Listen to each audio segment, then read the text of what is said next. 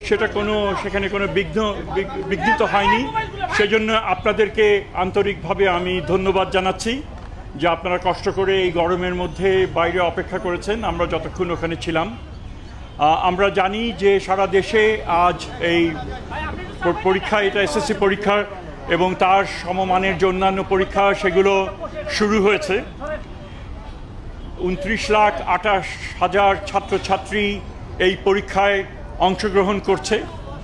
3,000-এর কিছু বেশি, এখানে আমরা জানি যে 30,000-এর কিছু বেশি প্রতিষ্ঠানে থেকে তারা পড়াশোনা করে এবং কেন্দ্র হচ্ছে প্রায় 3,815টি কেন্দ্রে এই পরীক্ষা সংগঠিত হচ্ছে। এটা বিশাল এক কর্মযজ্ঞ এবং এটা করতে গিয়ে আমরা নিশ্চিত করতে চেষ্টা করেছি যে ধরনের ব্যত্যয় মাঝে মধ্যে ঘটে যায় সেটা যেন না ঘটে।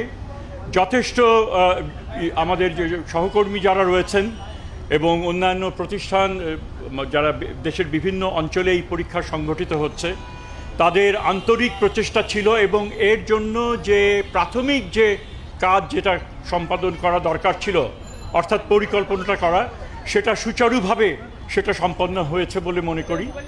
তবে আমরা আশা করি যে এই পরিবেশ বজায় থাকবে পরীক্ষার শেষ দিন পর্যন্ত।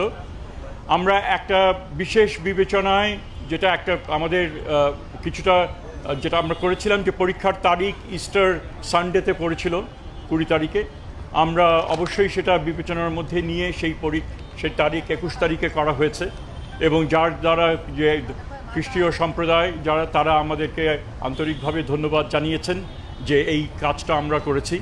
সো আমরা বেশি বলার কিছুই নেই, পরীক্ষা তো সবে শুরু, আমাদের পরীক্ষা সবে শুরু এবং যদি সম্পন্ন, আমি এখন শেষ করি নাই, পরীক্ষা সবে শুরু, ছাত্ররাও দিচ্ছে না, আমরাও কিভাবে এটা সম্পাদন করছি সেই পরীক্ষাও শুরু। এটা শেষ হবে সামনের মাসে, তো আশা করি সুচারুভাবে সম্পন্ন করতে পারবো। এখন বলেন, যে কোনো পরীক্ষা হলে স্যার আমরা বিগত সময় দেখেছি যে স্যার প্রশ্নপত্র পাশের এক ধরনের গুজব ছড়ানো হয় এবং বেশ কয়েকবার প্রশ্নপত্র পাশও হয়েছে, প্রশ্নপত্র পাশও হয়েছে স্যার 2019 সালে। তো স্যার এইবার অনুষ্ঠানের পরে প্রথম বক্তব্যে আমরা দেখছি যে বিগত সময়ে নানা ধরনের পরীক্ষাকেও টার্গেট করা হতে পারে। আপনারা বাড়তি কি নিরাপত্তা ব্যবস্থা? না, অবশ্যই এটা অবশ্যই বিবেচনার মধ্যে ছিল এবং সেই হিসেবে একেবারে একটা গুরুত্বপূর্ণ একটা বিবেচনার মধ্যে ছিল। সেই হিসেবে যতটুকু যেই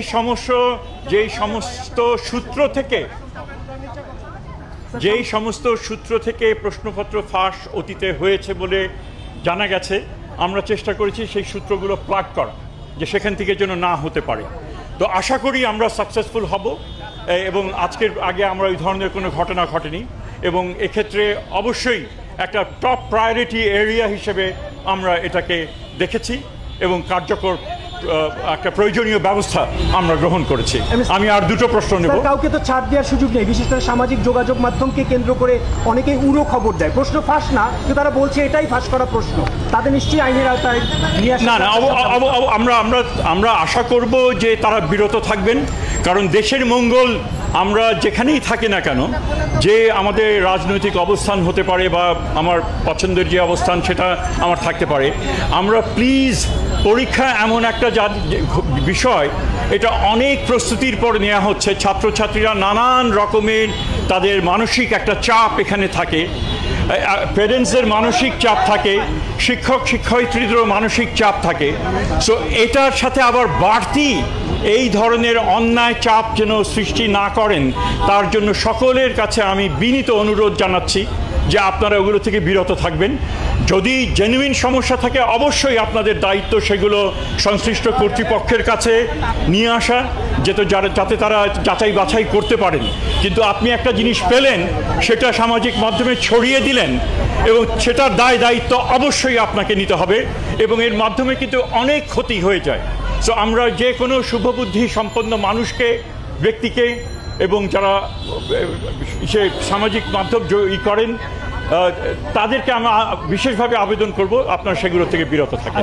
আমার থার্ড প্রশ্ন, স্যার 2 মাসের ভিতরে কেমন মাত্র 7 মাস সময় পেয়েছে, একটা ঝঞ্ঝাবিক্ষুব্ধ সময় পার করেছে শিক্ষার্থীরা, সিলেবাসটা কতটা সহনীয় হলো তাদের জন্য সেটা তারাই বলুক। সেই প্রশ্ন তো সিলেবাস কতটুকু সহনীয় হয়েছে আমরা মনে করি সেটা বিবেচনার মধ্যেই রেখেই করা হয়েছে, এবং কতটুকু সহনীয় সেটা আমি বলার চাইতে বোধ হয় ছাত্রছাত্রীরা যদি জিজ্ঞেস করেন তারাই বলুক। আমার এই শেষ, আমরা এখন পরীক্ষা শেষে 2 মাসের ভিতরে ফল দেওয়ার একটা রেওয়াজ আছে স্যার। শিক্ষার্থীরা আহত হয়েছে তাদের জন্য সরি জুলাই আগস্ট গণপ্রস্তুতি যেসব আহত হয়েছে তাদের জন্য কি না, সেই জিনিসগুলো বিবেচনার মধ্যে রেখেই করা হয়েছে। নির্দিষ্টভাবে সেটা ধরেন সংশ্লিষ্ট কর্তৃপক্ষের কাছে বলতে হবে, তবে বিবেচনার মধ্যে সেটা ছিল।